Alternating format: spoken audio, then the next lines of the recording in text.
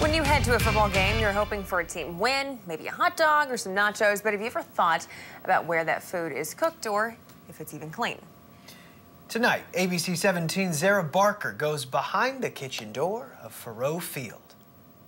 I dug through inspection records from MU to find out which food stands at Faurot Field have had the most violations and which ones didn't get any throughout the entire 2018 football season.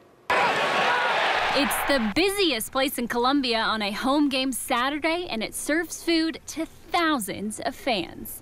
So our number one priority is the safety of our guests. So we're going to do everything possible to make sure that they're having a good experience while they're at the game. And of course, that includes having safe food to eat. During the 2018 football season, inspectors from MU's Environmental Health Department inspected 39 facilities inside the stadium and did 221 inspections. Inspectors handed out 205 violations to all the stands and eateries at Faurot Field.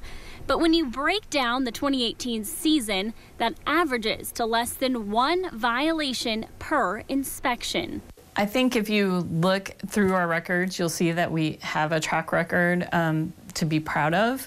We take food safety very seriously, and we want our guests to be focused on the game and to have a good time while they're there, and part of that means that they're getting safe food, and we want to work hard to ensure that that happens. However, some places got more than one violation, like Stand 18 inside the stadium, which had the most violations last season.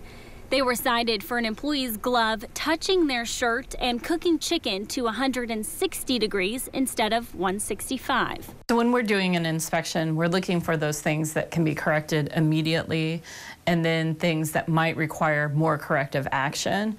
And so in that case, if there was a cup where it shouldn't be, that would be something we could correct immediately. And 2017 reports show that inspectors spotted a pest at a Faurot eatery, but a follow-up was not required. MU's Department of Environmental Health does its own inspections at Faurot Field and any place on campus that sells food. I asked the assistant director of the Columbia-Boone County Health and Human Services Department to find out why their department doesn't also inspect campus facilities. The MU facilities are actually state property. They're state-owned property.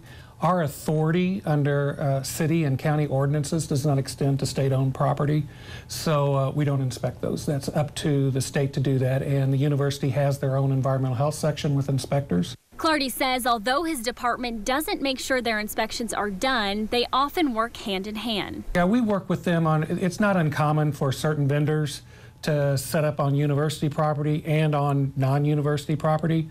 So we work with them to make sure that we're coordinating inspections and permitting and that type of thing. An example of that is Dickey's Barbecue, which has a stand set up on game days and a restaurant in Columbia. Reports show inspectors observed 4 items that concerned them, including an employee's cigarette and vape stored on a back storage shelf. If we see a violation, it will either, 2 things will happen. It will be corrected immediately, or if we feel there is a threat to public health, that stand will be closed down immediately. The 2019 football season records show that none of the stands inside have been shut down. From our perspective, we don't have problem stands.